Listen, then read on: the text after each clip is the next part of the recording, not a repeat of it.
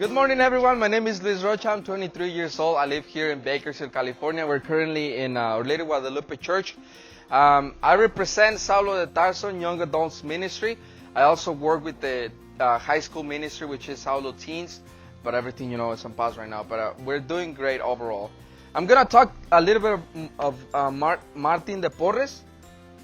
So, he was a saint that was born in Lima, Peru, from a Spanish nobleman and freed slave from Panama. He was ridiculed for being mulatto, abandoned by dad and mom, was poor. He became a barber and offered medical treatment. Had a great love for prayer and became a servant for the Dominican order because there was a law at the time not to allow mulattoes in formation.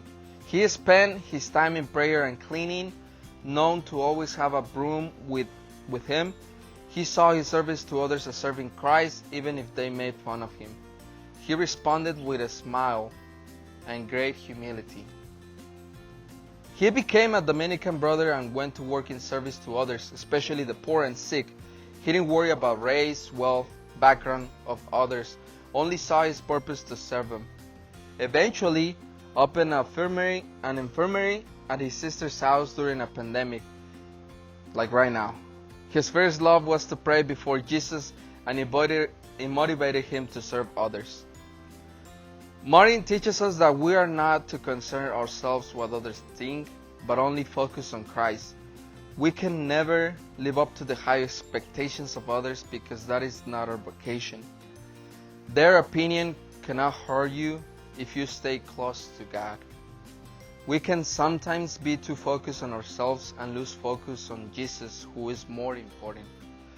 Martin always kept focus on Jesus, even during the hard times of his life, because he knew that Jesus was his strength and his purpose in life to serve him. He focused on Christian life.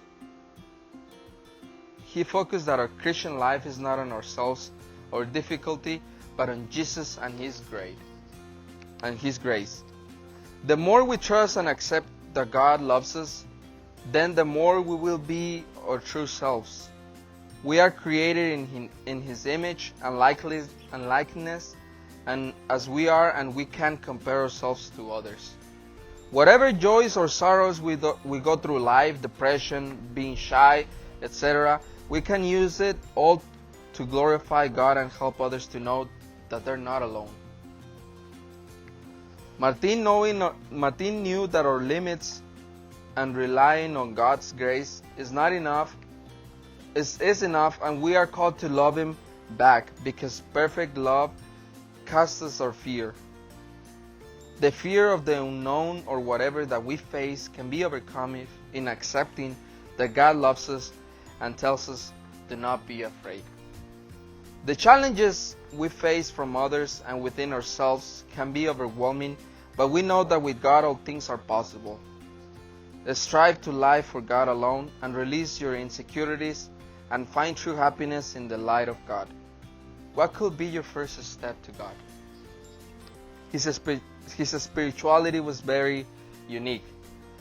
Martin testified in his person that he who humbles himself will be exalted. He is invoked by rich and poor, sick and needy, men of science and the ignorant, all because he was humble and obedient out of love for Jesus, who saw him humiliated and repressed.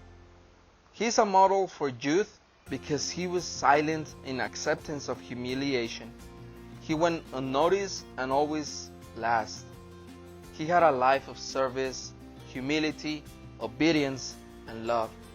The color of the skin does not matter. Thank you, everyone. You have a nice Saturday, and God bless your life.